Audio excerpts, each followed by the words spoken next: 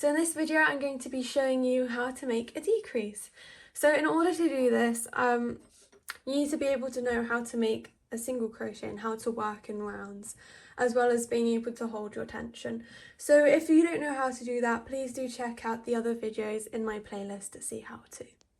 Okay, so first of all you want to just do a couple rounds of single crochet or whatever stitch you're using, doesn't really matter. And once you've done that, get your tension and we'll get straight to it. So as you can see, I've already worked into these 2 stitches already. So I'm going to go into the next stitch. So using the pointy bit of my hook, I'm going to go into that next stitch and I'm going to make a single crochet. But I'm not going to do a complete single crochet. So we're going to yarn over and pull through. So we have the 2 loops. But instead of yarning over and pulling through those 2 again, I'm actually going to go into the next stitch along, which is this one here. So I'm going to put my hook through and go through that stitch along.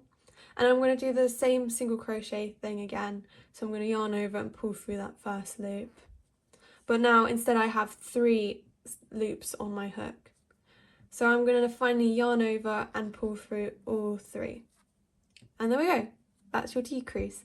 So I'm going to do that one more time. So go into the next stitch, yarn over, pull through. Instead of pulling through these 2, you're going to go into the next stitch again, yarn over, pull through. Now you should have 3 loops on your hook and you're going to pull through all 3.